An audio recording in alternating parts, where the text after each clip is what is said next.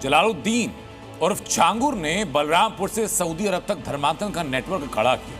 वो रातों रात नहीं बना। इसे बनाने में, धर्मांतरण की फैक्ट्री खोलने में उसे सालों लगे। लेकिन ताज्जुब की बात यह कि बलरामपुर में छांगुर कन्वर्जन की कोठी बनाता रहा और वहां के स्थानीय पुलिस प्रशासन को इसकी जानकारी तक नहीं मिली। सवाल ये भी उठ रहे हैं कि क्या छांगुर ने सब कुछ मैनेज कर लिया था? सीएम योगी छांगुर के संपर्क में आए किसी भी अधिकारी को अब बख्शने वाले नहीं है। मतलब छांगुर की परछाई भी जिस अधिकारी तक पहुंची हो उसका भी नपना तय है।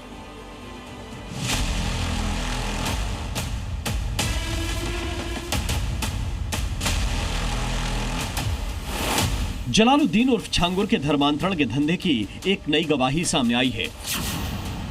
गाजियाबाद के एक परिवार का आरोप है कि छांगुर और उसके चेले बदर अख्तर सिद्दीकी ने मिलकर उनकी बेटी को गायब कर दिया। 2019 से लापता इस युवती की बहन ने जो खुलासा किया वो पूरे सिस्टम को झकझोर देने वाला है। इसके पहले जी न्यूज के कैमरे पर आपको छांगुर की शिकार 3 महिलाओं की गवाही हमने आपको दिखाई थी। इन 3 महिलाओं ने छांगुर के गंदे धंधे की पूरी फाइल खोल कर रख दी।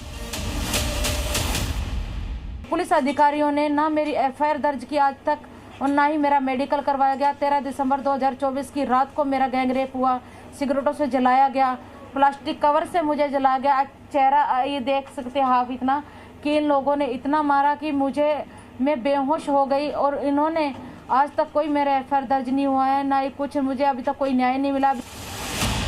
सवाल यही खड़ा होता है कि जलालुद्दीन उर्फ छांगुर की धर्मांतरण फैक्ट्री में पिछले 10 सालों से हिंदू बेटियां पिसती रहीं।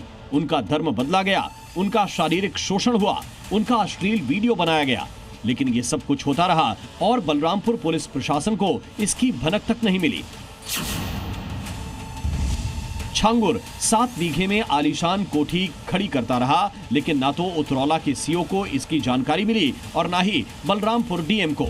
ये बात हजम होने वाली नहीं है। लिहाजा उन अधिकारियों के खिलाफ कड़ी कार्रवाई की मांग उठने लगी है जो छांगुर के धंधे के दौरान बलरामपुर में ड्यूटी पर तैनात थे। यहां वो लिस्ट दिखाते हैं जिन अधिकारियों की बलरामपुर में तैनाती थी। सबसे पहले जिलाधिकारियों की लिस्ट देखिए। कृष्णा करुणेश, श्रीमती श्रुति, डॉक्टर महेंद्र कुमार, अरविंद सिंह, पवन अग्रवाल।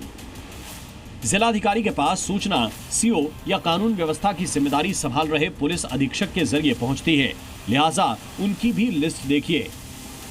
मौखिक आदेश पर गनर और कप्तान के घर पे पहुंचना, डीएम के घर पे पहुंचना और उसका सेवा भाव करना, इसका एक कारण ये था कि मोटा रकम सबको देता था और थानाध्यक्ष की तो हिम्मत भी नहीं होती थी क्योंकि वो भी पैसे से रहते थे। तो इसकी जांच 5 साल के भीतर की जो होगी, निश्चित रूप से बहुत बड़ा खुलासा होगा।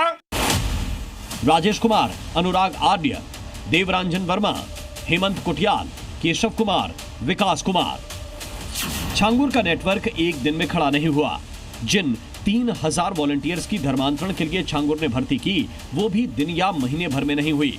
इसमें लंबा समय लगा होगा। लेकिन उतरौला में उस दौरान सीओ के कानों तक ये बात कैसे नहीं पहुंची, ये बहुत बड़ा सवाल है। उतरौला में उस दौरान तैनात सीओ की लिस्ट देखिए। मनोज यादव, राधा रमन सिंह, उदय राज, ज्योति श्री, राघवेंद्र सिंह। अब सवाल यह है कि क्या बलरामपुर में धर्मांतरण फैक्ट्री के खिलाफ एक्शन नहीं लेने वाले अधिकारियों के खिलाफ कार्रवाई होगी, और होगी तो कब होगी? हिंदू बेटियों के खिलाफ छांगुर गैंग के जुल्म और सितम के खिलाफ हिंदू संगठन अब विरोध का सुर बुलंद करने लगे हैं। छांगुर गैंग की शिकार महिलाएं अब सामने आकर अपनी आपबीती बयां कर रही हैं और सीएम योगी ये ऐलान कर चुके हैं कि राष्ट्र विरोधियों को वो बख्शेंगे नहीं। बलरामपुर में आपने देखा होगा, एक जल्लाद को हम लोगों ने वहां पे भी गिरफ्तार किया है। कैसे वहां हिंदू बहन बेटियों के इज्जत के साथ खिलवाड़ करता था। हम समाज को भी टूटने नहीं देंगे, राष्ट्र विरोधी और समाज विरोधी तत्वों को भी चकनाचूर करके रहेंगे। जिले के किसी भी कोने में कानून के खिलाफ उठाए गए हर कदम की इंफॉर्मेशन हासिल करना किसका काम है? जाहिर तौर पर पुलिस प्रशासन का। लेकिन ऐसा लगता है कि छांगुर ने लोकल लेवल पर सब मैनेज कर लिया था। छांगुर के गुर्गे अक्सर हिंदू बेटियों को धमकी देते कि छांगुर का कोई कुछ नहीं कर सकता। ऐसा क्यों?